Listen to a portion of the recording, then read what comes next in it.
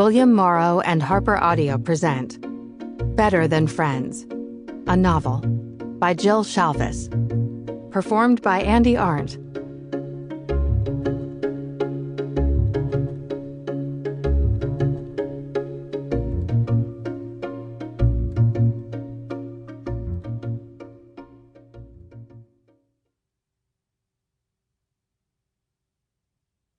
Chapter 1.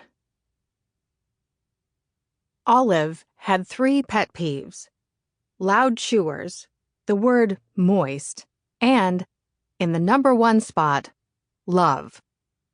And yes, she'd given it a try, several times, in fact, and still had the occasional eye twitch to prove it, as she'd come out a big loser. "You're breathing funny," Katie said. "You ate something with nuts in it again, didn't you?"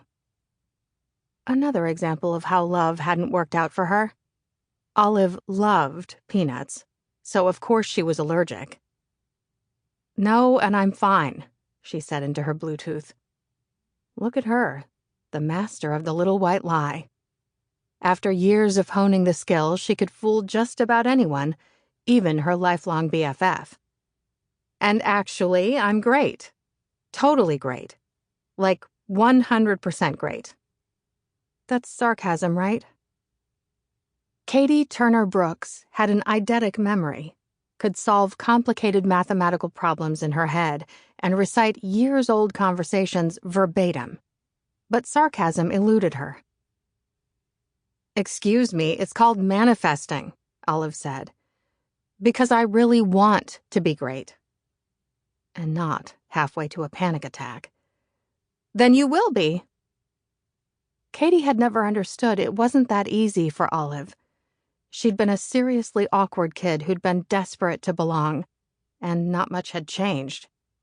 She exhaled and took in her view as she drove along Lake Tahoe toward the small mountain town of Sunrise Cove on the North Shore, trying not to feel like that lost girl all over again. "At my last stop for gas, I bought salami, an energy drink, and a chocolate cream pie, if that helps explain my emotional state." "What are you worrying about? Almost no one remembers that time you ran over the town hero." At Olive's silence, Katie sighed. "And I still can't tell a joke right. I read a book on it and everything." "It was a little funny." Emphasis on little. "But we both know everyone remembers what I did." Noah Turner, a.k.a. the town hero, was a lot of things. Voted most likely to make something of himself. Beloved son. Katie's twin brother. And let's not forget Olive's high school pretend boyfriend. "Why do you care what anyone thinks?" Katie asked. "I don't. I'm just tired of not having my shit together." "Gotta fake it to make it, babe," Katie said. "You once told me that." The memories evoked an emotion that clogged Olive's throat, so she distracted herself by taking in the view. The sky was so bright and clear, the water such a deep blue, the mountains blanketed by endless pines. Topped with caps of snow, all of it so stunning that if all of it hadn't been humming and teeming with such vibrance, it could have been a painting.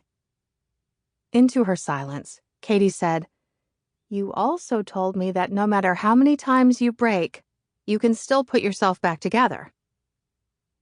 "Yeah, well, past me had more hope. And it'd be great if you could try and forget all the dumb stuff I've said." "How do I differentiate?" Olive laughed. "Look at that! A joke." "Who said I was joking?" "Ha ha." "Whatever." Katie cleared her throat. "Thanks for coming to help me with little Joey. The library gave me leave for as long as I need, but it'll still be so helpful to have you so I can spend more time at the hospital with Joe. It means a lot." "Of course." Katie rarely asked for help, even though she'd given Olive everything her own parents hadn't been able to. Safety, security, acceptance. Sample complete. Ready to continue?